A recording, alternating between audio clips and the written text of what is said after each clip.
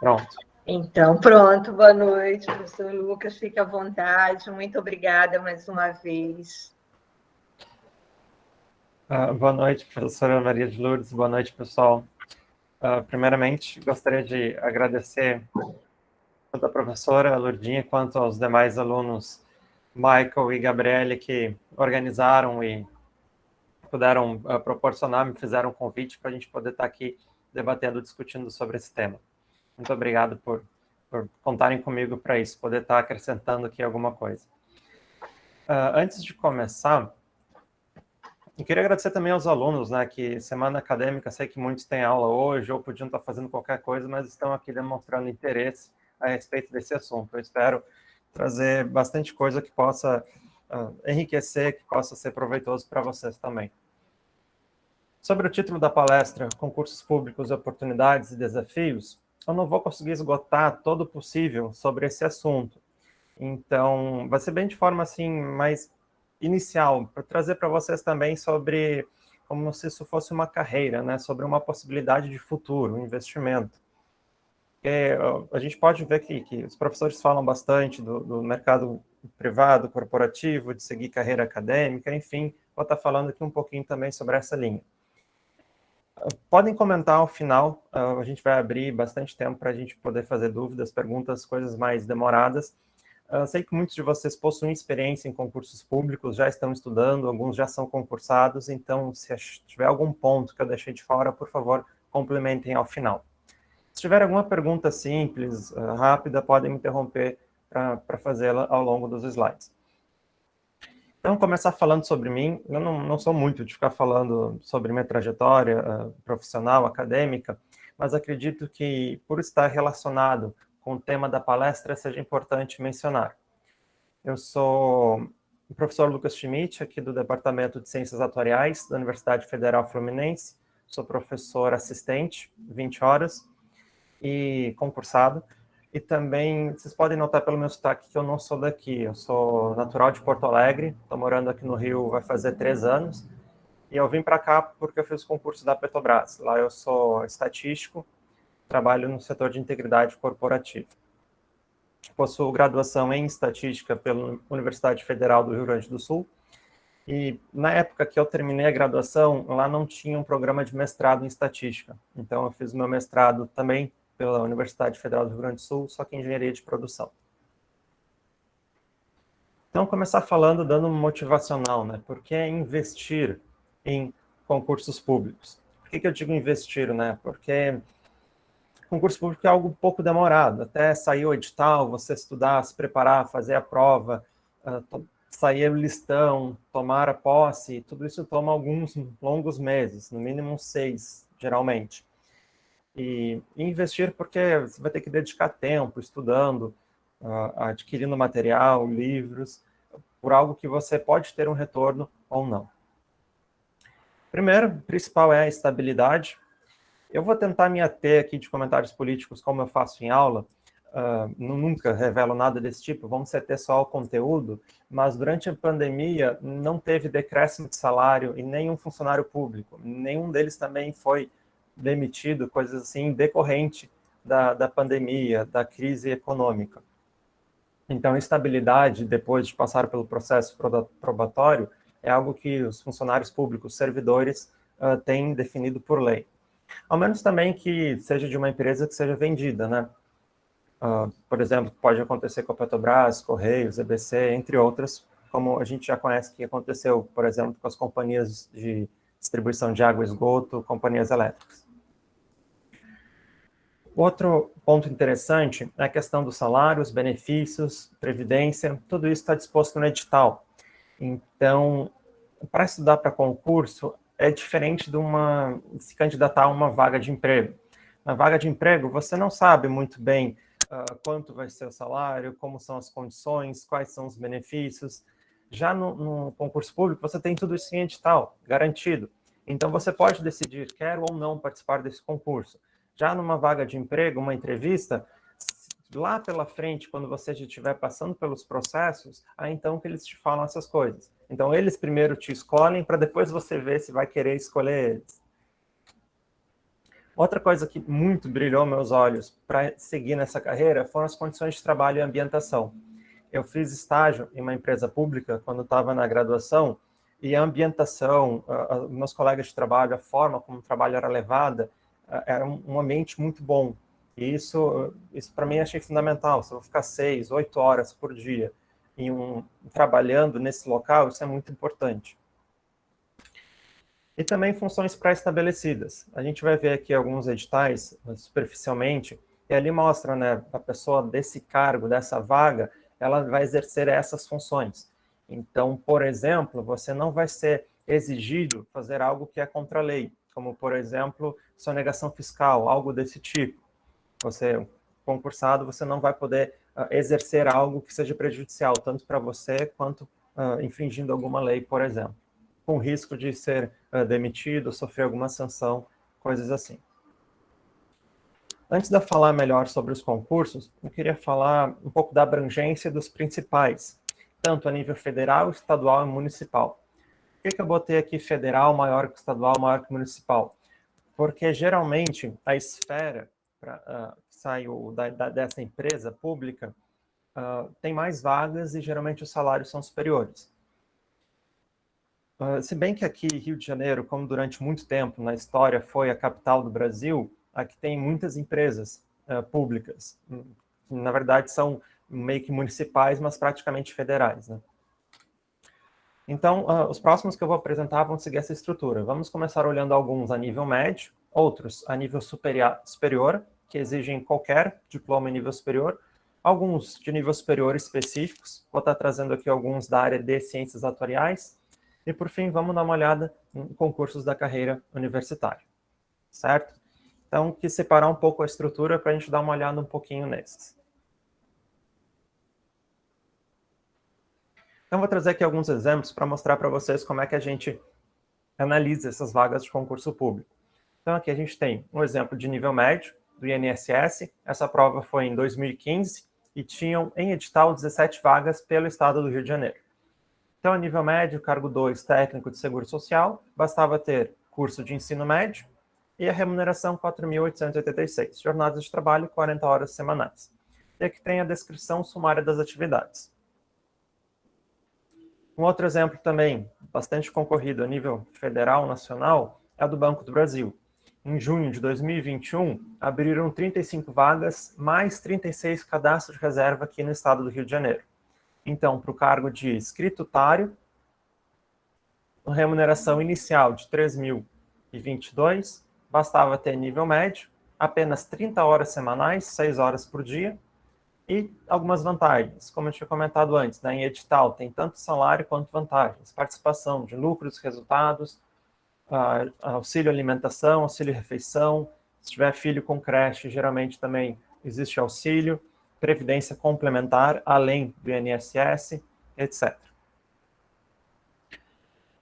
A nível médio ainda, falando do Tribunal de Justiça aqui do Estado, ano passado, abriram 85 vagas para técnico de atividade judiciária. Curso médio, remuneração de 3.870 e 40 horas semanais. Agora, falando um pouco de nível superior, basta ter um curso de nível superior ou tecnólogo, o Tribunal de Contas do município do Rio de Janeiro, em 2010, já faz bastante tempo, tinha aberto essas vagas, analista de informação, técnico de controle externo. Olhem, salários interessantes. Carga horária de 40 horas semanais, salários razoavelmente bem aceitos. Assim. Bastava ter diploma de conclusão de curso de nível superior em qualquer área de formação. Aqui falando ainda de nível superior, auditor fiscal da Receita, em março de 2014, eu não consegui identificar pelo edital para qual localidade. Alguns concursos, às vezes, acontecem isso. Por exemplo, concursos Polícia Federal, concursos do Exército, não diz assim para onde que você irá assumir a posse, a vaga, né? Daí, geralmente, a gente tem que especular um pouco, onde está a principal sede disso. Será que é em Brasília? Será que é aqui no Rio de Janeiro? Esse também, curso superior concluído, nível de graduação, qualquer uma, 264 vagas, bastante vagas, porém, salário de quase 15 mil, subsídio. Agora, focando em ciências atuariais, o Tribunal de Contas do município de São Paulo, ano passado, abriu 2 vagas mais cadastro de reserva para o atuário com registro no respectivo órgão da classe, então tem que passar pela prova do IBA, e vencimento básico de 10.800. E depois, aqui ele explica, né, esse GIEP, depois de algum tempo de casa, você ainda recebe mais 8 mil. Estou mostrando aqui para vocês que, além da ambientação, além da estabilidade, alguns cargos oferecem salários bem convidativos, por assim dizer. Falando ainda de ciências atuariais, Tribunal de Contas do Rio Grande do Norte, cargo de auditor, em setembro de 2015, 2 vagas. Veja só, um salário de quase 30 mil mensais. O Instituto de Previdência do Estado do Rio Grande do Sul abriu uma vaga temporária também para graduado em ciências atuariais, 40 horas semanais, salário de 6.560. E ainda falando no curso de Ciências Atuariais, a gente tem aqui a Prefeitura de Belo Horizonte, abrindo uma vaga, também registro no IBA, salário de 3.900. 40 horas semanais, 8 horas diárias. No INSS, em 2007, abriu para o Distrito Federal também atuários. Porém, para aquela época, né, 2007, salário somente de 2.240 horas semanais e 6 vagas. Vou defender um pouquinho também a carreira universitária, né? Começando professor substituto. O professor substituto, ele exige no mínimo graduação. Então, você se formando em ciências atuariais ou qualquer que seja a sua graduação, você já pode fazer concurso para professor substituto. Se você quer pensar em seguir em carreira universitária, fazer mestrado, eu muito recomendo mesmo. Geralmente ele é temporário, de até 2 anos. Se eu não me engano, é renovado a cada 6 meses. Por que existe esse cargo de professor substituto? Alguns professores eles entram em licença, seja licença maternidade, seja qualquer outro tipo de licença médica, ou então o professor se aposenta e até abrir um concurso para preencher essa vaga, fica aquela vaga. Vocês entenderam? Fica sem preenchimento. E para professor substituto, nível federal, esses valores de remuneração, eles são dados por lei. Então, por exemplo, se você tiver apenas uma especialização 20 horas, tem um salário de quase 2.500. Se você tiver 40 horas, vai quase 3.600. Tendo mestrado, sobe para 4.300. Além disso, tem auxílio alimentação, auxílio transporte e outras adendos. Depois eu falo um pouco, eu fui professor substituto durante 2 anos, isso me ajudou muito para a carreira, que hoje eu sou professor aqui da UF. Mas depois eu falo um pouco, comento mais sobre isso. Deixa eu só concluir aqui a carreira universitária.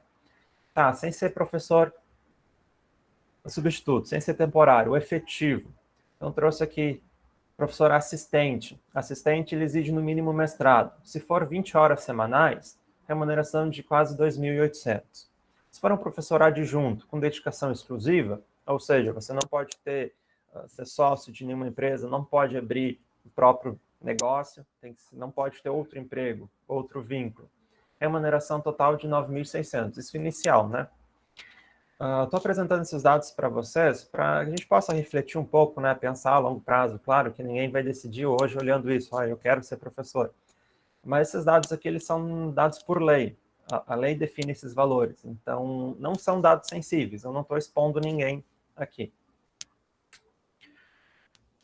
Finalizando agora essa questão de alguns concursos, alguns editais, vou estar mostrando para vocês como é importante a gente se manter informado, né? Vou estar apresentando aqui 3 sites, que é bom vocês entrarem com uma certa periodicidade. Na época que eu estudava para concurso, eu tinha um ritual. Todo dia, quando eu acordava, eu fazia um café e abria esses sites de notícias em busca de saber quais editais tinham sido abertos. Começando a falar do PCI Concursos. Então, aqui na esquerda, a gente pode ver que eles têm notícias, concursos por região, concursos só para professores, vaga de estágios. Então, empresas públicas que abrem vagas de estágios também têm um processo seletivo, um edital. Então, seja BNDES, Petrobras, grandes empresas, eles não podem escolher estagiário sem abrir um edital. A gente tem simulados aqui, ele apresenta bastante coisa interessante, bastante provas passadas, bastante material. Além disso, voltado aqui para o estado do Rio de Janeiro, tem o JC Concursos. Pode olhar qualquer estado, mas ele é bem interessante, porque eu mostrei para vocês um concurso de 2010. Você vai dizer, tá, professor, 2010 foi muito tempo atrás. Ok, mas esses sites, eles apresentam alguns prognósticos que fazem muito sentido, e às vezes eles acertam. Eles apresentam vagas previstas, autorizados, abertos e em andamento. Então, para um órgão público abrir um concurso, ele precisa primeiro contratar uma empresa para fazer essa prova, fazer esse processo seletivo. Então, se, por exemplo, a AGTransp está abrindo um edital para contratar uma empresa para fazer um concurso, é porque na sequência eles vão fazer um concurso. Então, esses sites eles ficam de olho nisso e divulgam. Bem interessante. Eles mostram quantas vagas, qual o salário, se é nível médio, ensino técnico, ensino superior. É interessante a gente ficar acompanhando. Aqui eu apresento aqui para vocês alguns para... Eu acessei essa página aqui ontem, então aqui está bem atualizado. E por fim, a Agrobase. A Agrobase, eu acredito que ela usa o que a gente chama de crawler. Uma vez por dia, provavelmente, ela tem alguns sites que ela faz um filtro. E o interessante é que ela pode filtrar tanto por profissão quanto por local. Infelizmente, não tem a de atuário, da área de ciências atuariais. Aqui, por exemplo, eu filtrei cursos de estatística. Então, ele apresenta a data e, por exemplo, aqui abriu o concurso, edital 1 de 2021, da FUNPRESP do Rio Grande do Sul. 53 vagas, você clica aqui e pode acessar as principais informações e o edital do concurso. Também aqui tem como filtrar por estados, né? Quero filtrar, por exemplo, só um estado específico, só nível superior, só nível médio, etc. Vamos falar um pouco agora sobre o perfil do concurseiro, né? Será que eu me adequo? Será que vale a pena eu investir nisso? Primeiro, tem que ser um pouco autodidata. Você vai ter acesso a bastante material, a bastante conteúdo, e você vai ter que ter uma certa disciplina, uma certa organização, uma rotina de estudos. A disciplina e a organização é muito importante. Por exemplo, como eu fazia? Eu acordava de manhã, tomava café da manhã e começava a estudar, estendia um pouco o horário do almoço e almoçava um pouco tarde e estudava umas 4 horas de manhã seguidas. Depois do almoço, um período que eu não conseguia estudar, não conseguia me dedicar. Então, lá para umas 4 da tarde, eu retomava e ia até umas 7, 8 da noite, dependendo do rendimento. Então, a gente tem que se conhecer, saber os horários que a gente mais rende e se organizar, ter uma certa disciplina. Hoje eu vou estudar isso, isso e isso. Eu só vou parar quando eu terminar tais e tais conteúdos. Então, isso que eu já comentei, né? Os melhores horários para estudar, melhores formas de absorver o conteúdo. Então, essa questão de ser autodidata, como que eu melhor aprendo? É fazendo exercício? É lendo a lei? É lendo material? É olhando vídeo? Como é a melhor forma? Os patrocinadores, ou patrocinadores, né? Fazendo um trocadilho. Não é todo mundo que consegue estudar para concurso, porque, como a gente conversou antes, é algo que precisa de investimento, precisa de uma dedicação, né? Você vai esperar um edital, vai analisar o edital, vai ver qual conteúdo, vai estudar aquele conteúdo, vai fazer a prova, vai esperar o resultado. Dependendo do resultado, a posse não é imediata. Então, é algo que demanda um certo investimento, um certo tempo, uma certa paciência, uma perseverança.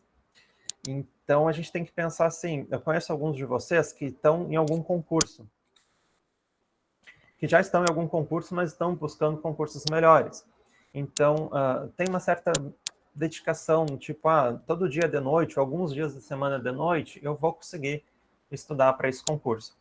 O que eu fiz? Depois que eu terminei meu mestrado, eu fui chamado no concurso para professor substituto, 40 horas, e eu dava aula de noite, de segunda a quinta-feira. Então, de dia, de manhã, de tarde, eu conseguia estudar para o concurso, além de dar aulas particulares, assessorias. Então, eu tinha uma certa condição ao longo do dia que eu pudesse me dedicar para estudar para esse concurso. Conheço muita gente que tem o incentivo dos pais, às vezes os pais são concursados e e não implicam para o filho, você está com idade de arranjar um emprego, sair de casa, coisas assim. Não, os pais inclusive ajudam. Olha, eu posso segurar aqui as pontas se você se dedicar para o concurso durante uns 2, 3, 5 anos, etc. Então é importante ter esse apoio, ou então ter essas condições, né, que a gente possa se dedicar aos estudos. E também um outro ponto importante, a gente tem visto aqui a respeito dos estados, né, abrangência nacional, a disponibilidade para viagens. Aqui no Rio Grande do Sul, aqui no Rio de Janeiro tem bastante oportunidades públicas, Brasília também, mas, por exemplo, Tribunal de Justiça, o setor judiciário, é um setor que paga bem, então às vezes vale a pena ir para um outro estado. Eu fui para Rondônia fazer Tribunal Regional de Trabalho para uma vaga de estatística, fiquei em segundo lugar. Vou contar para vocês muitas dessas de uma vaga, eu acabei ficando em segundo lugar. Então, essa questão de quando vê um edital, pensa na possibilidade da viagem, se vale a pena, começa a pesquisar a passagem de avião, é uma alternativa, né? Enfim, depende também de condições familiares, né? Se eu moraria em outro estado, coisas assim. Mais algumas dicas gerais. Primeiro, não seja concurseiro sozinho. Por mais que a posse seja nominal, individual, a gente não precisa estudar sozinho. Algo bem interessante que eu sugiro vocês fazerem é conhecer outros colegas, outros concurseiros, principalmente para dividir materiais de estudo. Então, por exemplo, eu não vou falar muito deles aqui, mas os principais são Coursera, Estratégia, a Casa do Concurseiro. Eles têm muitos materiais pagos. E é como se fosse o streaming. Então, você tem lá um acesso, um login, uma senha, e você pode compartilhar com algumas pessoas. Então, eu recomendo, para não ficar tão caro, vocês dividem o preço e todo mundo tem mesmo acesso a esse material. Aí você pode perguntar, ok, vale a pena eu comprar esse material, estudar com base neles? Eu diria que não muito. Mas, para passar num concurso, você tem que ser melhor que os demais candidatos. E se os demais candidatos estão tendo acesso a esse material, é bom que você tenha acesso a esse material também. Então, pensando por essa lógica, eu aconselho que, sim, vale a pena, além de, claro, você mesmo buscar o seu material de estudo analisando o conteúdo programático do edital, é bom também seguir que essas empresas também têm a PCI Concursos, eles já têm bastante experiência nessa área, então tem uma didática boa, tem um material bem elaborado, eu recomendo vocês conhecerem. O principal que mais me traz segurança são sites que têm provas passadas. Então, mesmo órgão, mesma banca, a gente vai conversar um pouco sobre as bancas. Por exemplo, a Fundação Carlos Chagas, que faz os concursos para Tribunal Regional do Trabalho, eles acabam repetindo um pouco as questões. Então, você refazendo aquela questão, você mais ou menos já entende qual a linha de raciocínio para depois já criar prática e ganhar tempo em prova. É bom conhecer as bancas, a CESP, que é da Universidade de Brasília, a Sebrasp, tem uma estratégia na marcação de respostas. Dá um exemplo, na época que eu fazia vestibular, tinham 25 questões para uma prova, vamos pensar em matemática. E tinha letras A, B, C, D e E. E geralmente, cada das 25 questões tinha 5 respostas corretas para cada letra. Então, tinham 5 letra A, 5 letra B, até 5 letra E. Uma estratégia de marcação de respostas era o seguinte: se eu fiz, vamos dizer, metade da prova, e eu tenho certeza que eu acertei 5 questões na letra E, na hora que eu tiver que chutar, eu não vou chutar na letra E, porque ela vai ter no máximo 5. Eu já marquei 5 letras E. Então, é bom analisar a prova, a banca, para ter uma estratégia na marcação de respostas, principalmente na hora de chute. Falar um pouco da CESP. A CESP tem uma prova bem chatinha. Para cada afirmativa, para cada questão, você tem que marcar como correta ou errado. Se você acerta, você ganha um ponto. Se você erra, você perde um ponto. Mas também tem a opção de você não marcar um certo percentual de questões da prova. Então, é bom definir uma estratégia. Será que você, vida louca, chutar tudo, correndo o risco de acertar ou errar? Ou será que vale a pena deixar algumas em branco para não correr o risco? Isso é de se pensar, é de se avaliar. Mais algumas dicas gerais. Muito importante fazer uma análise do edital. Por isso, eu comentei antes de acompanhar, pelo menos algumas vezes por semana, os editais que saem, para desde o início, de quando sai o edital, poder analisar ele e se preparar, ter tempo para se preparar para a prova. Importante estar atento às datas, conteúdo programático, documentação exigida, se tem necessidade de exames. Trazer aqui um exemplo do esquema que eu fazia.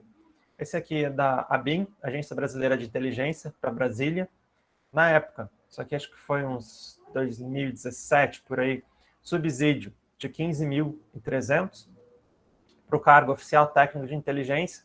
Então, eu li o edital e as principais partes eu ia colando em um arquivo aqui mesmo do Excel. Então, como é que era a prova? Primeira etapa, prova objetiva com redação discursiva. Segunda etapa, tinha exames. Terceira etapa, um curso de formação em inteligência. Esse curso já pagava metade do salário durante uns 6 meses, se eu não me engano. E acho que os tantos por cento dos aprovados iam para Brasília fazer esse concurso. E as provas objetivas para esse cargo eram de manhã, prova discursiva, a redação era no período da tarde, etc. Tudo que é informação importante, você vai copiando e colando para deixar registrado. Muito importante também aqui no lado da direita, né? Eu separei o conteúdo programático. Então, quando a gente estiver estudando, o que eu vou ter que estudar? De língua portuguesa, compreensão e interpretação de texto de gêneros variados. Então, esse é o ponto 1. Então, eu vou ter que estudar sobre isso. Ponto 2, reconhecimento de tipos de gêneros textuais. E por aí vai. Então, é bom ir separando tudo isso, principalmente ver questões de provas passadas, como é que esse conteúdo, que é tão abrangente, como é que ele foi cobrado? Como que eu posso me preparar para esse conteúdo que está aqui no edital? Então, muito importante, provas passadas, editais passados, já que o objetivo em ser aprovado é ser melhor que os concorrentes, a gente vai ser aprovado tendo bons resultados na prova. Então, fazendo provas passadas, a gente vai criando segurança. Além, claro, né, a experiência em prova, que é muito importante também. Como eu comentei antes da Fundação Carlos Chagas, as outras bancas elas são criativas, mas nem tanto. Uma hora a criatividade acaba. Então é comum encontrar as questões semelhantes às provas passadas. E também fazendo provas a gente aprende, né? É uma forma de exercitar, ganhar segurança, ganhar confiança e também aprender. Mais algumas dicas gerais. Fiquem atentos à periodicidade e perspectiva futura de concursos. Quando é que abrem vagas? Né? Quando os servidores pedem exoneração, quando eles são aposentados, demandas internas. Então, por exemplo, baixou uma lei que era para ter pelo menos um estatístico por Tribunal Regional do Trabalho. Então, todos os tribunais regionais estavam abrindo vagas para estatístico. Então, é bom ficar atento a essas coisas. Pode vir uma lei que vai exigir um atuário para cada instituto de previdência, etc. Ao menos que um órgão venha a ser extinto, é provável que abra vaga nos próximos anos. Próximos anos pode ser 1, 2, 5, 10. É provável. Tem também a questão de busca por concursos melhores. Como assim? O que é a reintegração? Né? Quando você é aprovado num concurso, vamos dizer que você fez um curso a nível médio, está com salário lá de 2, 4 mil, mas você gostaria de fazer um curso a nível superior, dado que você está terminando sua graduação. E você pode fazer esse concurso para outra área e mudar de área. E se você nessa segunda área, nesse segundo concurso, você não passar no estágio probatório, não tem problema, você não perde aquela primeira vaga. Isso se chama reintegração. Isso é outra estabilidade, vamos dizer assim, que o concurso público garante. E também agora, com o fim entre aspas, da pandemia, pode ser que volte a temporada de concursos, né? Podendo colocar mais pessoas em uma sala para poder realizar uma prova, pode ser que as vagas que foram vocacionadas nos últimos anos podem ser preenchidas. Mais algumas dicas gerais. Não deixem de fazer concursos. Logo que eu terminei minha graduação, abriu o Tribunal de Justiça no meu estado, e eu não fiz porque eu estava meio cansado de estar fazendo concurso, tinha outros planos, e tinham poucas vagas. Se eu não me engano, chamaram 3 ou 4 vezes o número de vagas que estava em edital. E era um salário bom, Tribunal Judiciário. Então, assim, não deixem de fazer, principalmente se o valor para participar for irrisório. Concursos do CESP, eles são bem caros, porque tem biometria, tem uma prova toda específica, mas outros concursos, eles são não tão pesados, assim, a taxa de participação, recomendo que é bom fazer a experiência de prova, para que você chegue na hora, conheça como é que é a abertura dos portões, como é que é a sua resistência, se você fica cansado, como é que é a pressão de uma prova. Então, se você faz sem tanta pressão, assim, para querer passar, mais para adquirir experiência, isso já vai tranquilizando e dando mais confiabilidade para os próximos concursos que você vai fazer já mesmo querendo passar. Seja doador, sangue de medula. Se eu não me engano, tem uma lei recente que, se você for doador, tiver a carteirinha, você é isento do valor da inscrição. Então, recomendo não só pela isenção, mas também pelo caráter humanitário, muito importante. Então, se você se adequa ao que os órgãos de saúde colocam, peso, idade, etc., seja um doador. Outro ponto importante é o número de relação, né? Número de candidatos por vaga. Mostrei ali para vocês, auditor fiscal, entre outros, salários de 20, 30 mil. Muita gente se interessa por esses concursos, muito. Então chega a ser 200, 300, 500 candidatos por vaga. E você pensa, nossa, nunca vou passar num concurso que é 200 candidatos por vaga. Não amedrontem, não se amedrontem com esses números. Muitas pessoas faltam no dia, seja porque não se sentem confiantes, porque aconteceu algum imprevisto, chegam atrasadas, etc. E abrindo aqui uma brincadeira, né, a gente da área de ciências atuariais, a gente podia criar um seguro, né? Você, quando fizer a inscrição, você paga uma taxa um pouquinho acima, se você não for fazer a prova, você recebe uma parcela do valor da inscrição. Ó, uma ideia. Estamos chegando aqui ao fim, mas mais algumas dicas gerais, né? Sempre continue estudando. Muitos concursos têm avaliação de títulos, então se você fez alguma especialização, pós, mestrado, isso conta ponto. Não só para concursos para professor, mas outros também. E o servidor público, ele é incentivado a continuar estudando. Então, que antigamente se chamava licença premium, hoje virou a licença capacitação. Então, fazer mestrado, fazer doutorado, uma especialização, isso conta também para a carreira de concursos. Alguns cargos também possuem a chamada RT, retribuição por titulação. Não só ali a de professor, né, mas tendo alguma titulação, alguma experiência na área, você recebe um valor adicional. Acho que eu falei meio rápido, não sei se eu consegui abordar tudo que eu gostaria. Acredito que esse é um tema bem extenso para a gente conversar a respeito. Vou falar um pouco também da minha experiência, acabei passando, não falei. Bom, eu terminei meu mestrado, fui professor substituto durante 2 anos, e durante esse período eu consegui estudar para concursos. Aí eu fiz aqui Rio de Janeiro, Petrobras, fiz TRT de São Paulo, fiz TRT de Rondônia, fiz Empresa Brasileira de Serviços Hospitalares em Santa Maria. E aqui para Petrobras eram pouquíssimas vagas, se não me engano 6. E acabaram chamando 18, se não me engano. Então, às vezes, esse tipo de coisa acontece. Então, façam a prova. Fiz também para o Exército, para estatístico, oficial técnico. E era uma vaga, acabei ficando em segundo lugar para a prova escrita. Prova escrita fiquei em segundo lugar. Mas para concursos como Exército, Polícia Federal, Polícia Civil, não é só a prova, tem também exames médicos e uma prova física. E como nessa época eu teria que fazer a prova física para dar continuidade, eu fui chamado aqui na Petrobras, no Rio de Janeiro. Então eu não poderia continuar lá onde eu fiz a prova escrita, fazendo os exames físicos. Então eu acabei deixando de lado. Isso que eu estava em segundo lugar para uma vaga. E acontece que quem ficou em primeiro lugar também não assumiu a vaga, não continuou com o processo. Então acabaram chamando o terceiro lugar. E também eu não saberia para onde que ia ser chamado, né? Eu sei que passando para esse cargo do Exército, além de fazer a barba e cortar o cabelo, eu ia ter que ir para Bahia fazer um curso de formação e depois não sei onde eu seria alocado. Talvez Brasília, talvez Rio de Janeiro, talvez a fronteira, não se sabe. Concursos como Polícia Rodoviária, que também é bem visado, também acontece esse tipo de coisa. É a nível federal, você pode fazer a prova em qualquer capital, qualquer cidade grande, mas você, se for nomeado, você não sabe para onde vai ir, para onde vai ser chamado para assumir. Depois que você passa pelo estágio probatório, tem uns 2, 3 anos de casa, aí é um pouco mais simples fazer essa transferência. Aí, abrindo vagas no seu estado de origem, você pode voltar.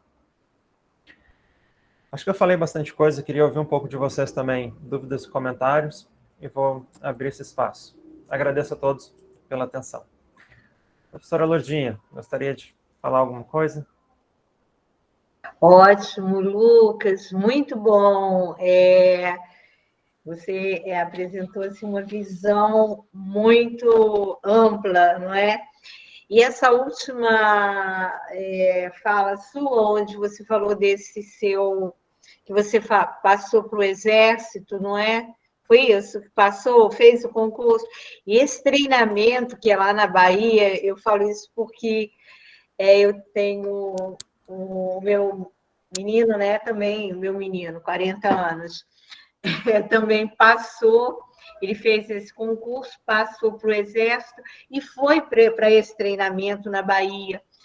Só que nesse treinamento ele não tinha.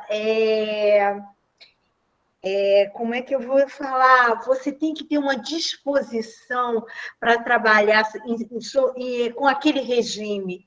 Então, ele falou, mãe, eu estou aqui num pátio, chovendo, sem e fazendo esse treinamento, muito rigor, era um rigor muito grande. Então, você tem que ter, em alguns casos, aquela aptidão para aquela atividade, né? Para aquela para um ministério, enfim, é bem difícil, exige, além do estudo, outros componentes, não é? Psicológicos, Sim. emocionais, e ele acabou também desistindo, depois fez para o Ministério da Agricultura, enfim. É não desistir mesmo jamais, não é? E agora vamos ver aí os meninos todos, o que eles querem saber um pouquinho mais. Nessa linha, eu até voltei aqui, se vocês forem olhar, cada aba, né, tinha um concurso. Aqui, Empresa Brasileira de Serviços Hospitalares, TRT de São Paulo, Polícia Civil, eu cogitei Polícia Civil, e Polícia Civil o salário na época não era tão bom, mas a Polícia Federal sim. Mas na hora que eu li o edital, tinha que levar para o curso de formação luva de boxe, calção de boxe, material de mergulho. Eu pensei, bem, será que é isso que eu quero? Então, sim, claro, tem que avaliar não só o salário, né, mas as condições de trabalho. Então, conversar com pessoas da área, com pessoas que já estão lá ou que passaram, é importante, sim.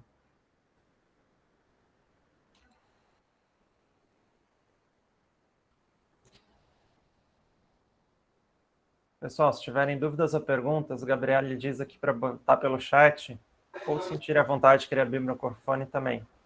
Lucas. Fala, Michael. Parabéns pela palestra, muito boa. Várias coisas eu não sabia. Aquela questão ali de você ser doador e ter isenção na inscrição, muito interessante. Agradeço pelo convite também, ter aceitado o convite da palestra. Uma pergunta. Vamos supor que num concurso, seja ele qual for, tenham 3 grandes grupos, né? Por exemplo, português, matemática e contabilidade. A gente tem como saber, por exemplo, qual o percentual que vai cair de questões para cada conteúdo? E outra pergunta também, complementando, você acha interessante, vamos supor que 60% vai cair só de contabilidade, você acha melhor a gente estudar um pouco mais, né, esse grupo de conteúdo ou estuda normal? Porque geralmente a gente estuda sempre o mesmo tempo para cada matéria, né? A gente não tem esse hábito de estudar mais o que vai cair mais. Eu queria saber o que você sugere. Tá, boas perguntas. Obrigado pelas perguntas. Eu voltei aqui no slide, por exemplo, da BIM. No edital diz a quantidade de itens para cada conteúdo. Então, por exemplo, conhecimentos gerais, 60 itens, conhecimentos específicos, 90. Então, esses gerais, se eu não me engano, era português, legislação, às vezes cai matemática financeira, informática, inglês, dependendo do concurso. De legislação, acabei não falando, mas todos os órgãos públicos têm legislação. Essa legislação, ou ela é específica do órgão, ou ela é, por exemplo, da BIM, ia cair, por que existe a BIM, a lei que criou a BIM, a lei que vigora, qual é a função, a atividade que a BIM deve exercer, legislação específica, tem a legislação direito administrativo e direito constitucional. Se não me engano, são essas duas. E geralmente a maioria dos concursos cai essas duas. Então, se você estiver estudando para um e cobra isso, em outro também vai ser reaproveitado. E conhecimentos específicos aí é da área. Então, aqui, como era a área de estatística, caía matemática bem pesada, caía cálculo, equações diferenciais, caía criptografia, coisas voltadas com a área. No edital vai dizer ali quanto que é cada questão, né? Quantas questões de cada área. Eu recomendo estudar aquilo que você... Tudo de forma uniforme. Claro, tem algumas questões assim, a ética é um pouquinho mais simples, as questões são meio bobinhas. Interpretação de texto, como é que a gente estuda? É um pouco complicado também. Mas fazendo as provas passadas, você vai conseguir ter noção de onde que você tem mais defasagem, de onde que deve dar mais atenção para aprofundar mais o conhecimento. Mas eu recomendo estudar tudo. Não faça como vocês fazem aula. Isso aqui é difícil, não entendi, vou deixar para lá. Não vou estudar esse tema. Se cair, azar. Ok, se você entende que vai tomar muito tempo estudando aquele tema e não vai conseguir avançar tanto quanto se estudasse outros temas, pode ser uma estratégia. Vou dar um exemplo contra o que eu disse, né? A prova da BIM foi dia 11 de março de 2018. Se eu não me engano, no final de semana seguinte, 18 de março, foi a prova da Petrobras. E eu não fui fazer a prova da BIM, por dois motivos. Eu não me achei preparado, bem difícil, e a prova era manhã e tarde. Eu pensei, bom, se eu passar esse domingo, manhã e tarde, estudando para a Petrobras, eu acho que vai ser muito mais vantajoso do que eu ir lá fazer essa prova. Como não existia o seguro do concurso, do valor da taxa de inscrição, eu acabei perdendo esse valor e não reavi ele. Mas, enfim, passei o domingo estudando e talvez tenha surtido efeito para eu ter sido chamado na Petrobras. Michael, respondi a tua pergunta? Sim, show de bola. Perfeito. A Lidiane perguntou aqui no chat, você quer ler, Gabriela, ou eu posso ler? Tanto faz, professor. Eu posso ler se quiser, o senhor. Lê você um pouquinho para não ficar só a minha voz o tempo todo, por gentileza. Tudo bem. Lucas, eu sou estudante de psicologia e tenho interesse em fazer concurso para a área. Queria saber se tem alguma forma de ter um direcionamento sobre qual conteúdo pode cair na prova e se entra algo além de psicologia.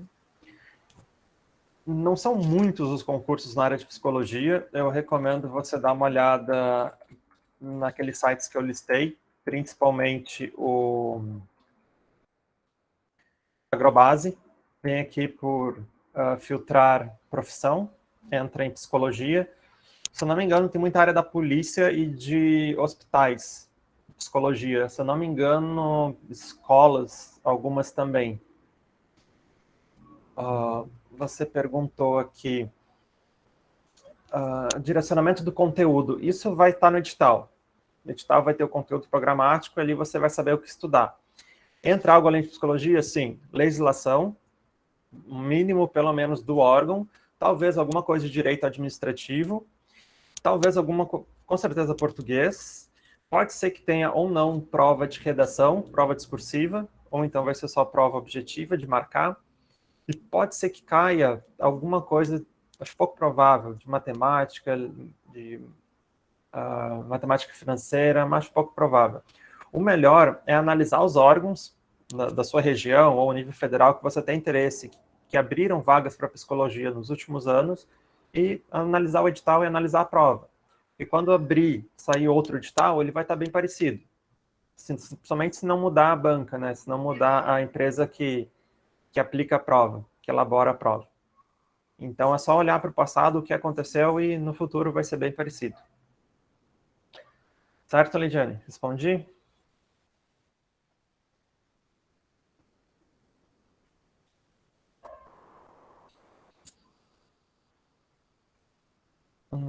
Tá.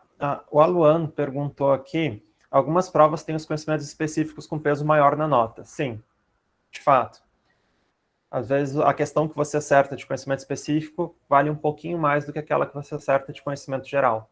Então, nesses casos, vale sim dar mais atenção para a área em si do que para português, legislação. De nada, as ordens.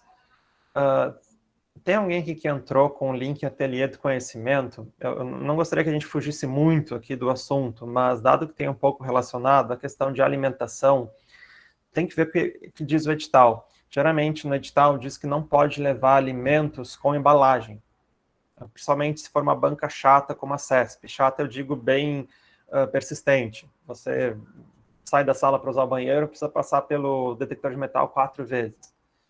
Então, para esse tipo de prova, você tem que levar um saquinho transparente, algum alimento que não tem embalagem, fora de embalagem.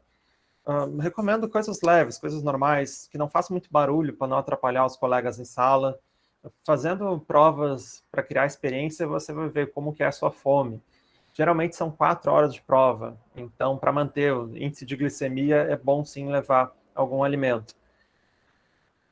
Água também é importante levar, tem que ser uma garrafinha transparente e sem rótulo, na maioria dos concursos. Também, claro, faça um café da manhã normal, como qualquer outro. E geralmente comidas não muito pesadas na noite anterior, né? Não vá numa churrascaria, uma pizzaria, coisa assim. Para não dar uma indisposição. Porque uma má alimentação associada com nervosismo, associada com calor extremo, se você estiver, sei lá, indo para Rondônia fazer uma prova, por exemplo, ou estiver no verão aqui do Rio de Janeiro, tudo isso pode prejudicar o candidato, né? Certo?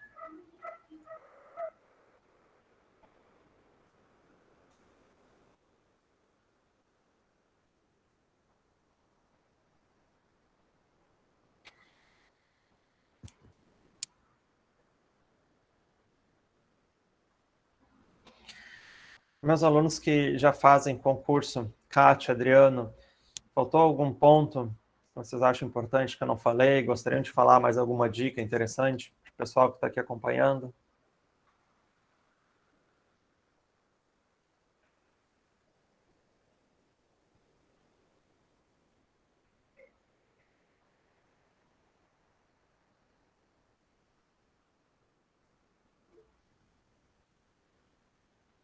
Adriano respondeu aqui no chat. Não, professor, foi bem explicativo.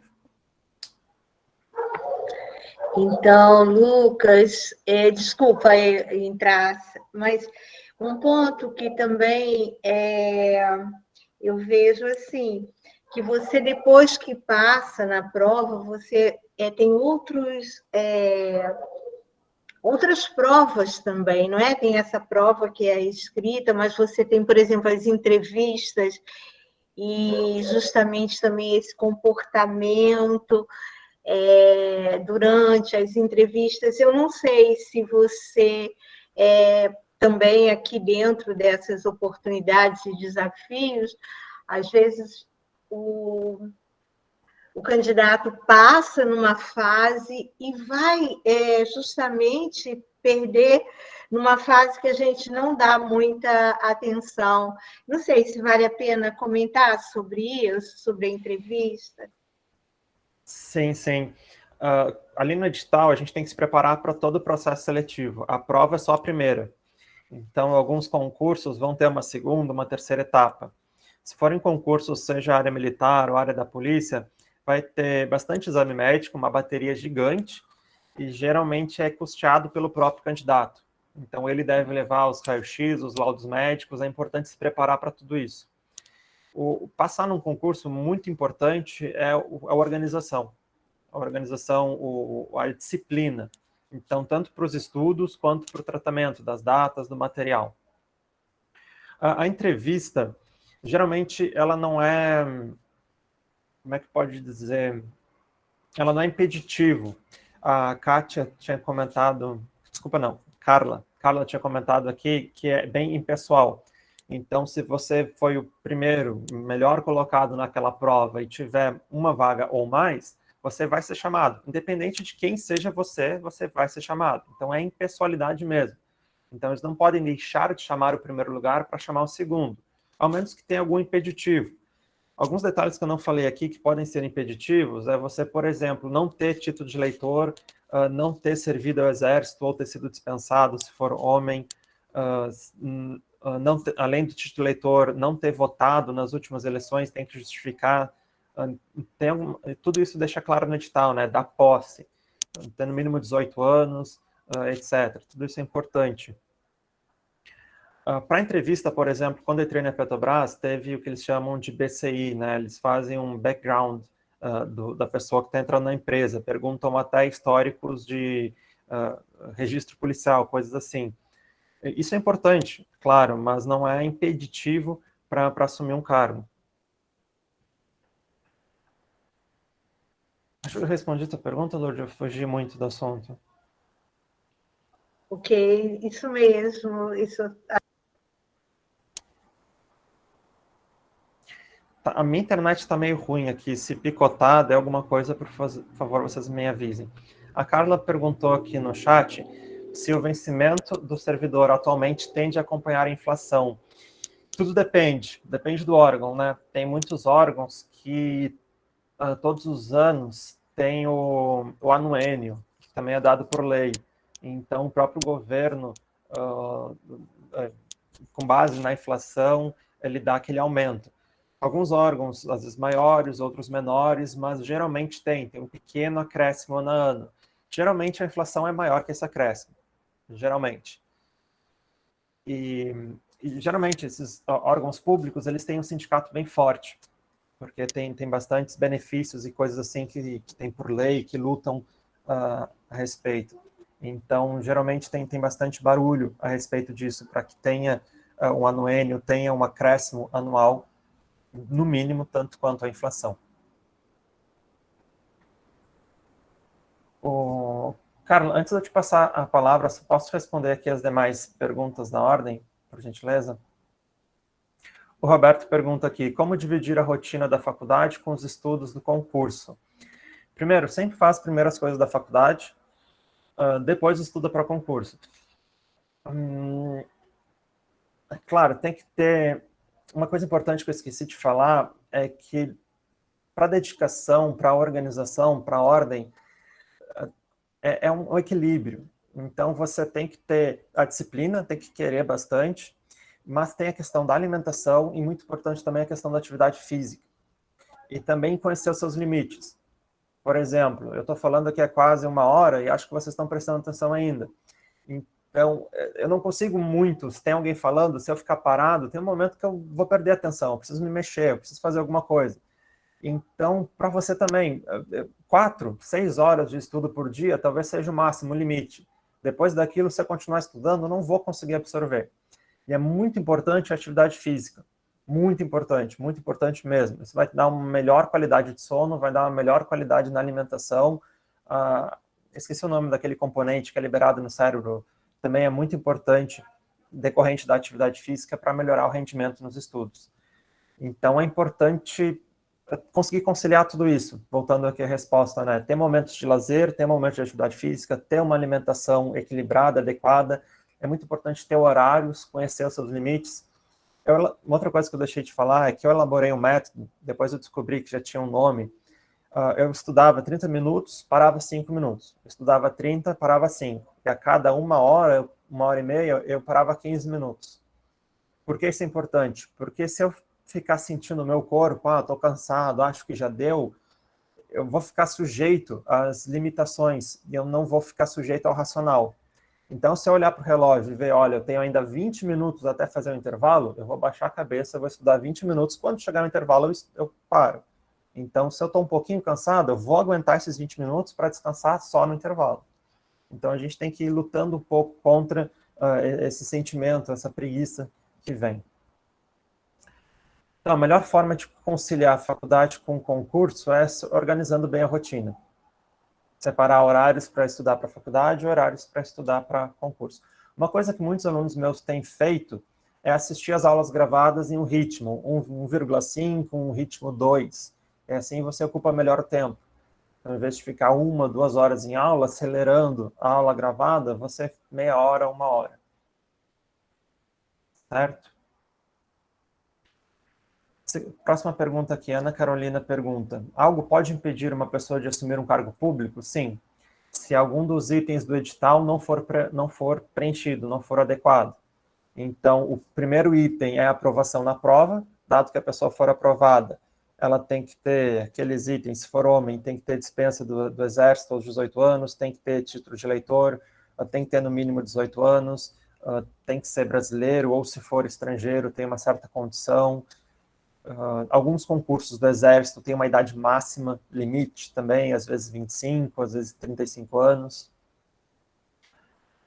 Alguns concursos, pouquíssimos, geralmente a BIM, polícia, eles avaliam também o histórico da pessoa. É importante também essa questão de redes sociais, etc. Então, é só mesmo que tiver no edital, ou alguma falta, você faltou, não preencheu alguma data, mandou algum documento errado, isso também pode ser impeditivo para assumir um cargo. Certo. Antes de passar a palavra para a Carla, a última pergunta. Nova reforma administrativa, a proposta de emenda condicional da PEC, 32 de 20. Existe o risco de diminuir cada vez mais os concursos públicos? Eu não estou muito por dentro dessa nova emenda, mas existir mais ou existir menos concursos, isso está relacionado com a vaga. E essas vagas estão relacionadas com destinação de verba, com o tamanho da empresa. Então, por exemplo, com a descoberta do pré-sal, a Petrobras cresceu muito. Então, crescendo, ela precisou de mais empregados. E agora, existe dentro da Petrobras e outros órgãos, Banco do Brasil, por exemplo, o plano de demissão voluntária. Então, muita gente acaba pedindo exoneração, saindo da empresa. Isso faz com que no futuro precise de mais gente. Então, de duas, uma, ou a empresa terceiriza esse serviço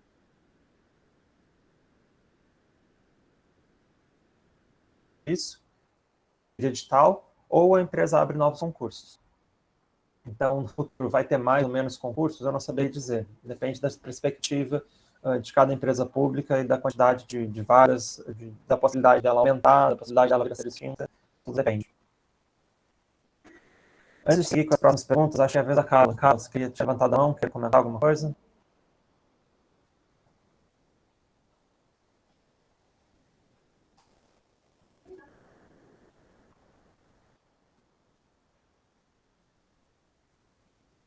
Oi, professor. Tá, eu vou seguindo aqui respondendo. Alô?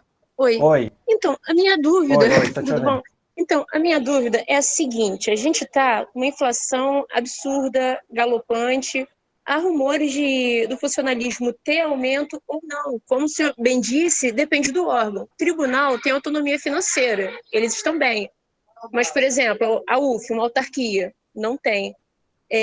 Será que realmente vale a pena tanta dedicação, deixar a família orgulhosa? Ok, não é mandado embora, mas você vê o seu salário, você vendo a perda do seu poder de compra aos poucos, será que isso tende a ficar pior ou a ficar melhor? É que eu acho que eu não perguntei direito no chat, se acompanha ou não a inflação. Olha, não sei dizer. Acho que, com certeza, a crise que a gente está vivendo e a pandemia tem feito com que a inflação tenha sido muito alta. Então, com Sim. certeza, no Enio e coisas assim não vão acompanhar. Mas, assim, embora tenha estabilidade, como tu disse, deixar a família orgulhosa, a carreira, seja de estatístico, seja de atuário, ela é muito bem vista no mercado. Então, se com nem tanto esforço eu posso conseguir um salário semelhante ou até melhor na iniciativa privada, por que não? Então, eu tinha muitos colegas meus que estavam ganhando muito bem na iniciativa privada, seja em banco, seja em previdência, seguradoras. Então, assim, é de se avaliar, sabe? Só que o problema da iniciativa privada é que o salário é meio que um segredo. Então, ao menos que você tenha um colega que possa divulgar mais ou menos quanto que está sendo pago, aí você pode comparar. Será que iniciativa privada, fazendo meio corporativo, participando da entrevista, participando de um trainee, será que eu vou conseguir tanto quanto já é o suficiente? É uma questão de botar na balança, né? Esforço que eu vou me dedicar para conseguir e o quanto que eu vou ganhar de retorno. Seja não só em salário. Uma coisa muito importante, gente, é trabalhar com o que gosta, trabalhar num ambiente bom. Isso é muito melhor ter um salário um pouquinho menor e trabalhar em boas condições. É o tal do salário emocional. Ok, professor. Salário emocional, estão vendendo muito hoje em dia. Obrigada, professor. Nada. Seguindo aqui as perguntas, o Lucas pergunta, Lucas de Souza, a respeito de concurso para professores em escolas públicas, como faço para encontrar os últimos concursos que aconteceram na minha cidade ou região? E como encontro as provas dos mesmos? Eu não conheço o sistema aqui do estado do Rio de Janeiro, mas tem escolas tanto municipais, tem a Dom Pedro, que é federal, e tem escolas municipais e estaduais. Se eu não me engano, as estaduais são divididas por regionais, por coordenadorias regionais. Então, essas coordenadorias, elas emitem os editais. A maioria dos concursos são temporários, se eu não me engano. Mas aí você tem que ver tanto a questão municipal quanto a estadual e estar atento a essas secretarias de educação, para ficar atento aos editais, para encontrar os últimos concursos. Provas passadas eu acho um pouquinho mais difícil, ao menos que tenha algum site que acompanha concursos para poder disponibilizar, ou se conseguir ter acesso às provas passadas, dependendo da banca. Por exemplo, a CESP da UNB, ela mantém lá no site deles acesso às provas passadas, até para poder entrar com recursos, né? Às vezes, dependendo do concurso, é um pouco difícil conseguir as provas passadas.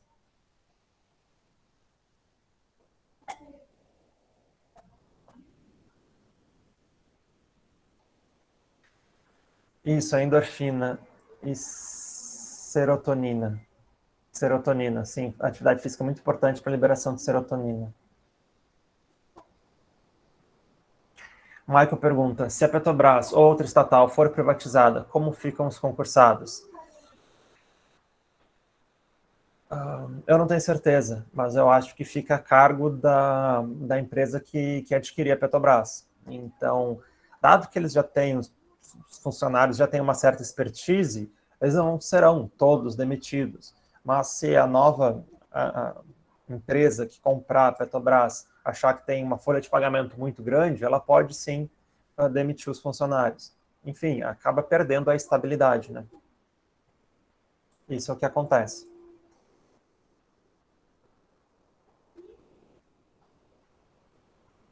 Seguindo aqui nas perguntas, o Ravovali pergunta, boa noite, qual o risco de terceirizar alguns postos de trabalho de cargos públicos? A exemplo do que ocorre nas OS na área de saúde. É que assim, como tem uma demanda e não tem funcionário público suficiente para preencher isso, aí então tem um edital com alguma empresa terceirizada temporária para suprir essa vaga. Geralmente é isso que acontece. E a Carla perguntou aqui, Petrobras economia mista, tem estabilidade? Sim, garantida por lei, sim. Claro que a lei fala que se não houver rendimento suficiente, o funcionário pode ser demitido por justa causa. Eu acho que eu nunca vi um caso disso, mas está na lei. E também, claro, tem outras coisas que ocorrem por demissão de justa causa, falta excessiva, qualquer tipo de infração à lei, seja envolvimento com fraude, corrupção, coisas desse tipo.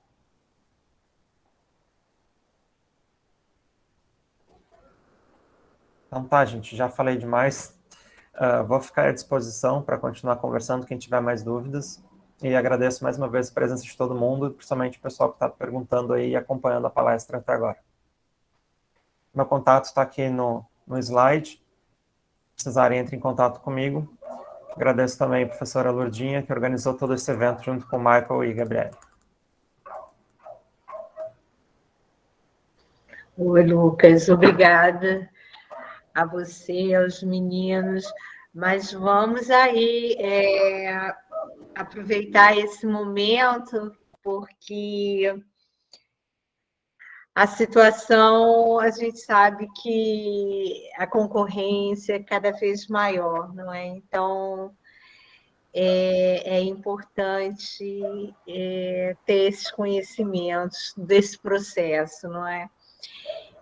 E, às vezes, eu lembro que, na minha época, já faz muito tempo, mas não era diferente do que é hoje, não é? E, às vezes, você fica desanimado, você faz 1, 2, e, às vezes, não passa naquele concurso, sai mal, enfim, mas é questão de treino mesmo, e concurso não é o primeiro, não é o segundo, o terceiro que você faz. tem que insistir, sabe? Tem que ter aquele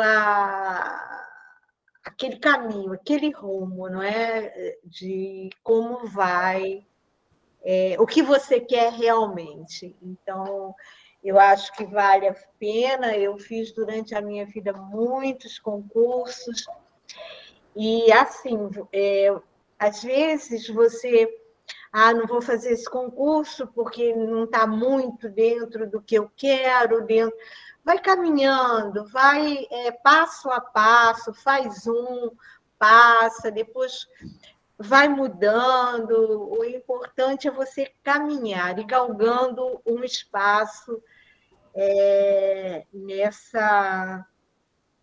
nessa concorrência toda, não é? Eu não sei, aí gostei de ver a Carla também. Carla, que saudade! Oi, quanto tempo! Oi, professora!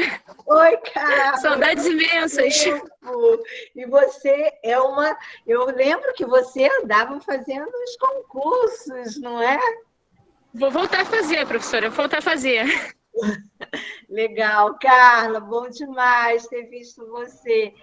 Tem uns meninos aí que também não fizeram pergunta. José está aí? Ô, José, cadê você? José Sebastião. Oi, professora, estou aqui, boa noite. Oi, José. Fala aí, José, da tua experiência. Primeiramente, quero agradecer ao professor pela disponibilidade de dar a palestra para a gente e parabenizar também os colegas, porque as perguntas foram muito pontuais, pertinentes. Eu estou aqui bebendo, né, dessa fonte de informação, o pessoal está indo nos pontos chaves. Eu, né, como já concluinte de contabilidade, acaba alguns concursos, né, sendo parecidos, e eu já tenho um concurso certo, né, que é o concurso CRC, né, para poder ter a minha carteirinha de contador. Então, toda essa técnica de estudo se aplica com louvor, essa questão do contador, porque por mais que a gente não esteja... Que acho que é a mesma lógica de concurso. A gente olha, tem 2, 5 vagas, eu preciso de uma, né? A gente só tem um CPF, então, da mesma forma que o CRC eu só estou lutando contra mim mesmo para poder conseguir a carteira. Eu acabei não conseguindo chegar desde o início da palestra, eu estava preso no outro compromisso, e a única pergunta que eu poderia fazer ao professor é como ele vê o futuro das políticas de inclusão de minorias, né? Como, por exemplo, já tem o Estatuto da Igualdade Racial para a questão dos negros, tem um movimento cada vez mais crescente da população LGBTQIA+, sobretudo dos trans. Se ele vê, diante desse cenário que a gente está tendo, desse cenário político, se ele vê algum tipo de fortalecimento dessas lutas. Eu digo em reserva de vagas.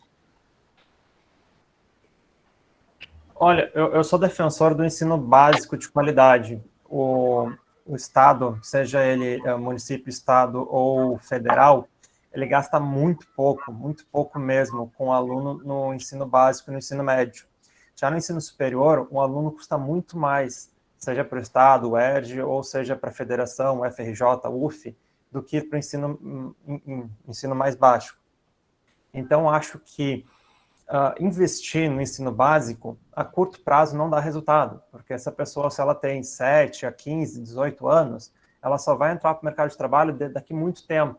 Então, se o governo investe nessas bases agora, ele não vai colher o resultado agora. Claro que, como não foi investido na estrutura básica, a cota ela é interessante, porque ela pega essa pessoa que não teve já um ensino básico muito bom e dá uma chance maior para ela, seja essa cota racial, por renda ou qualquer. Mas a cota ela devia ser temporária. O interessante seria que ela não fosse necessária, que não fosse preciso. Que a pessoa, independente de orientação sexual, independente de raça, independente de religião, independente de qualquer coisa, todas elas pudessem ter tido o mesmo acesso ao conhecimento desde cedo, de forma de qualidade e de forma pública. E, infelizmente, não é isso que acontece. A gente vê que muita gente consegue ter uma boa educação, seja ela privada, seja através dos cursinhos pré-vestibulares, acaba tendo muito mais chance de entrar nas faculdades. Mas a cota veio para resolver isso, né, a curto prazo. O interessante seria se houvesse um incentivo bem forte no ensino básico, para daqui uns 15, 20 anos, talvez, a cota não fosse necessária. Tanto alunos cotistas quanto não cotistas tivessem, em média, o mesmo desempenho nas provas para terem acesso. Uma coisa que eu achei interessante aqui, quando eu vim para o Rio de Janeiro, é que eu estava conversando com uma pessoa da área de língua estrangeira, inglês, sobre concursos. Ela falou que para entrar para ser professor do município, tinha que ter no mínimo mestrado, porque além de bem na prova escrita, na prova de títulos, se tu não tivesse mestrado, tu já era desclassificado. Ou seja, para dar aula em colégio, as pessoas que tinham mestrado em língua estrangeira estavam querendo. Eu pensei, poxa, mas o município paga pouco. Não, o município do Rio de Janeiro estava pagando bastante. Então, poxa, que bom que o município do Rio de Janeiro percebeu que é importante investir na educação básica, aumentar os salários dos professores para que tenham profissionais mais bem capacitados, para que possam melhorar o ensino, para que isso dê resultados a longo prazo. Acho que responde a tua pergunta, desculpa se eu fugi um pouco do assunto. Não, respondeu sim, professor. Respondeu sim, obrigado.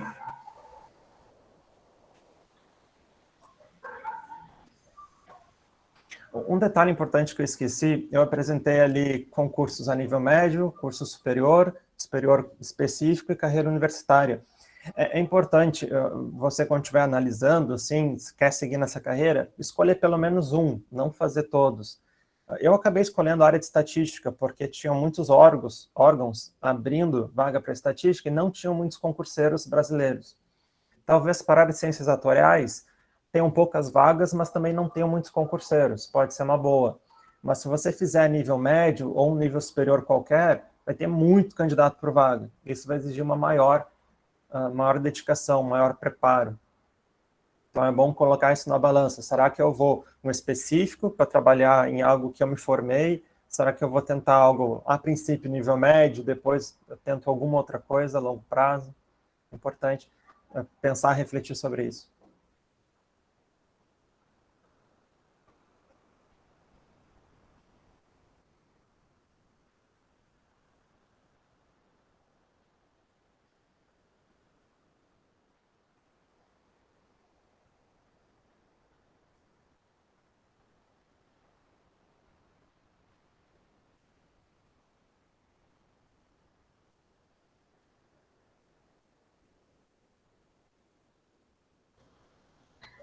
Quem mais que está aí, que está caladinho, querendo fazer... Igor, cadê você? Não fiz nenhuma pergunta, Igor? Eu achei bem esclarecedor mesmo, não me veio nenhuma pergunta na cabeça, por isso que eu não comentei nada. Mas a parte de concurso mesmo que me interessa, até citei com o professor Lucas, é a parte de seguir carreira acadêmica mesmo, né? Eu tenho vontade de ir pro mercado, mas seguir carreira acadêmica também, ter essa dupla função. Mas de outros concursos, assim, eu nunca enchi muito, nunca gostei muito, assim, de... Legal, Igor, mas essa parte acadêmica também, se a pessoa tem esse dom, não é? E vocês agora, o pessoal que está na monitoria e que está...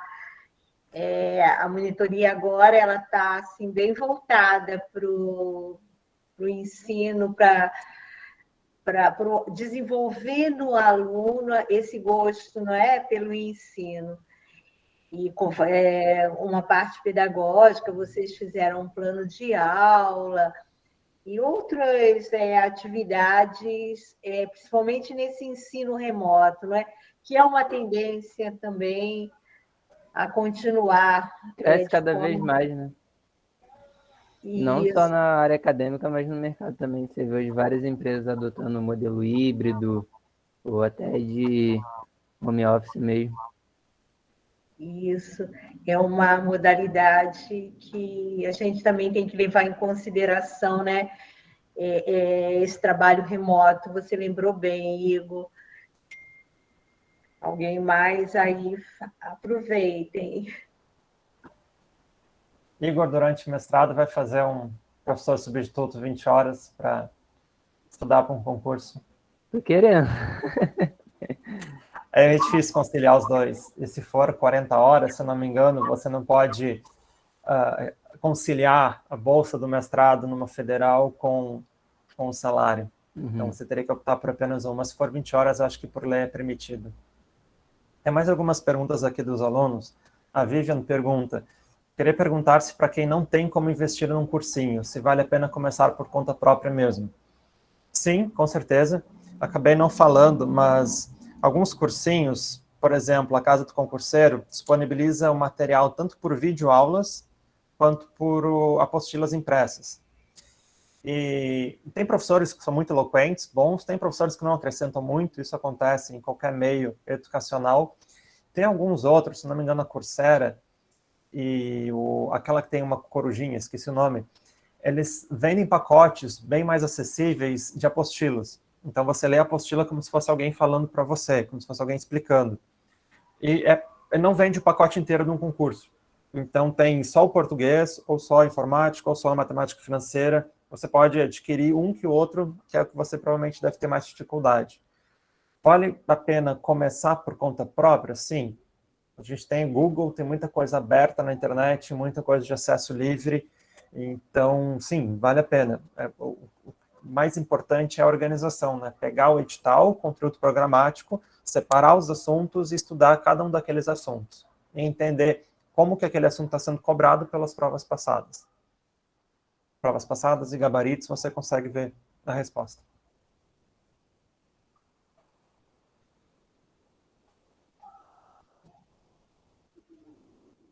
Nada.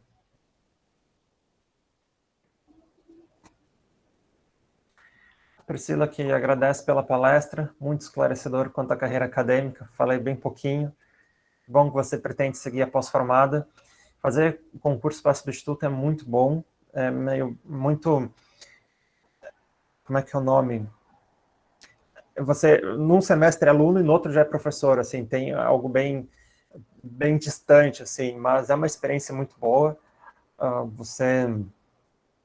Isso conta pontos depois para concursos na experiência docente, até para você ter um pouco de experiência de sala de aula. As minhas primeiras aulas foram horríveis mesmo.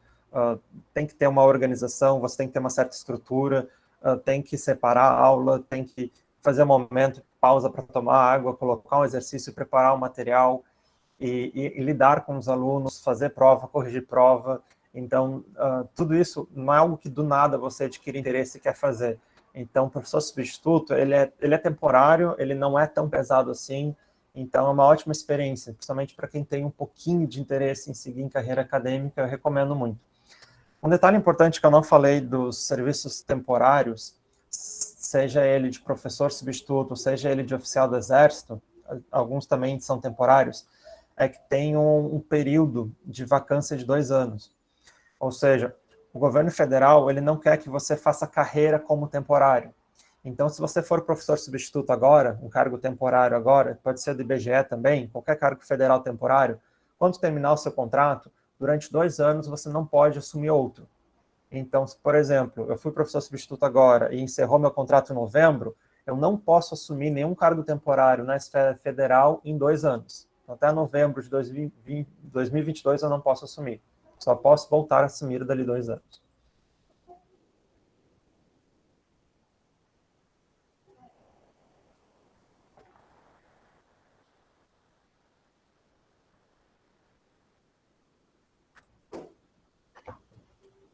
E aí, Michael, Gabriela, Gabriele, nós esquecemos de alguma coisa, Gabriele?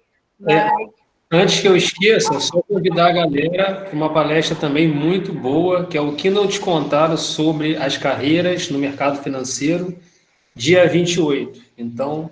Isso, vai ser às 6 horas. 6 horas. Eu também queria agradecer a presença aqui. Tem algumas pessoas que eu vi aqui, antes que eu esqueça. Não sei nem se ainda estão aí, ó. Natália, Ana Carolina, a Josiele, minha mentora na monitoria, Thaís. O resto acho que saiu já. Mandar um abraço para essa galera aí das ciências atuariais.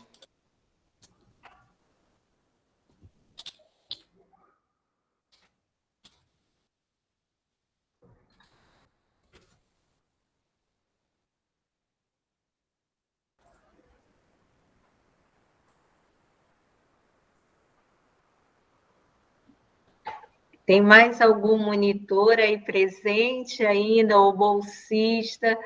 O José participou da monitoria, o Igor também com bolsa. Quem é mais que está com bolsa, participando de outros projetos, que também é muito importante, não é? Você ter essa experiência como estagiário, como bolsista, nos projetos de pesquisa, de extensão.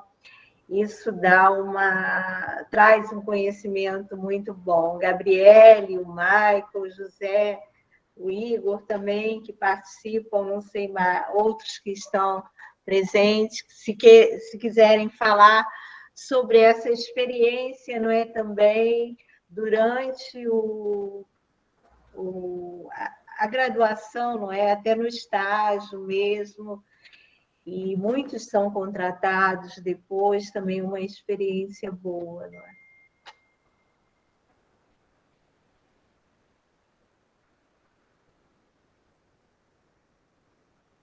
Ah, legal, Priscila, isso mesmo, não é? Você, você na monitoria também, legal.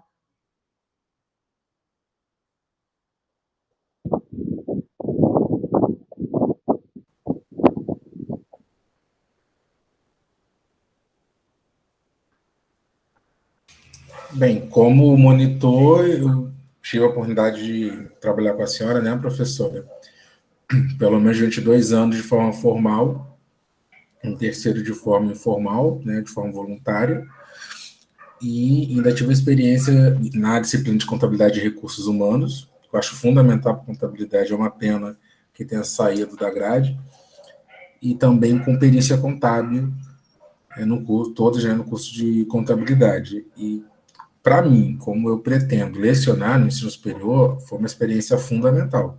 Eu já tinha contato com os colegas, né, de uma outra forma, já pensava essa questão da forma de passar o conteúdo, muitas vezes pegava a questão de concurso e adaptava já para ter uma noção, né, uma familiaridade com o jeito que as provas eram cobradas, que eles odiavam, né, professor, as pegadinhas que eu, que eu fazia, né, informação que não era necessária, mas quando você vai ver o concurso vai estar assim, você tem que filtrar o que você vai usar ou não. Então, para mim, foi fundamental, né? Inclusive, na última edição, consegui passar, né, da fase local para a segunda fase geral no graduatório. Então, foi muito gratificante. É uma pena que, com reformulação de grade também, né, corte de recursos, alguns projetos acabaram sendo arquivados. Porque senão já estava ingressando em outra monitoria.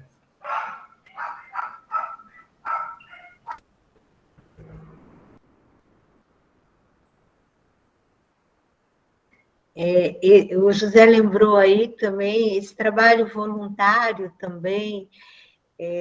A gente está também dentro da universidade, junto com os alunos, desenvolvendo, porque às vezes você não tem a vaga para todos, mas quando você tem essa oportunidade de participar de um projeto de desenvolvimento acadêmico, uma bolsa de extensão, mas mesmo de forma voluntária, às vezes você pensa, não vou ganhar nada, o meu tempo tal, vou perder o tempo, mas não, a experiência que eu tenho, isso acrescenta muito, sabe? E dá uma segurança, muitas vezes, porque é natural nós termos medos, né? Medo sei lá, enfim. Então, eu acho que o trabalho de voluntário também ele acrescenta muito. E o aluno também, participando dessas bolsas, ele cresce muito. Eu aconselho também a participar mais ativamente dessa vida acadêmica.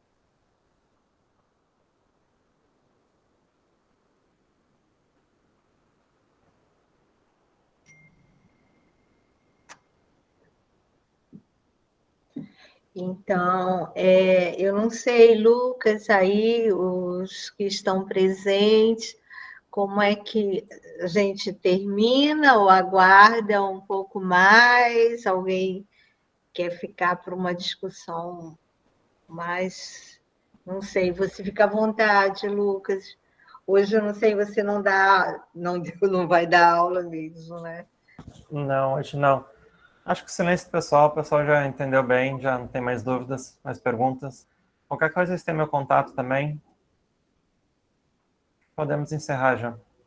E agradecer mais uma vez a participação do pessoal, seja como ouvinte, seja com as perguntas, pelo interesse demonstrado aí na presença deles.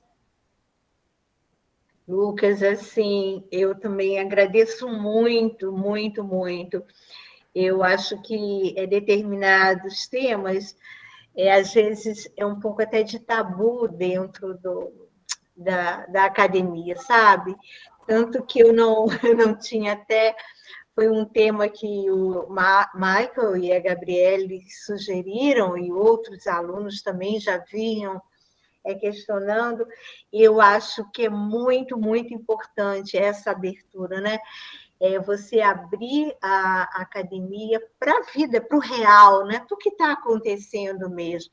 Às vezes a gente fica muito dentro da caixinha e só ali com a parte mais científica e essa parte da prática, do dia a dia, da luta, muito, muito importante. Então, quero agradecer muito, Lucas, você ter trazido esse tema, um tema que é muito, muito importante. Agradecer a todos os meninos, agradecer ao Michael, que é um batalha ali. Professora ele fica no pé da gente, não tem jeito. O Michael, ele não desiste. A Gabriele, o Lucas, o José, todos os meninos, e Carla, acho que já foi embora também, todos que passaram que eu conheço, assim, que tiveram, já participaram das minhas aulas. Então, muito, muito obrigada a todos. Lucas, não sei como te agradecer. Espero que em outras oportunidades, em outras agendas acadêmicas, em outros eventos, você possa trazer essa contribuição de jovem para outros jovens. Muito, muito, muito obrigada. Claro, contem comigo. Eu que agradeço pelo convite.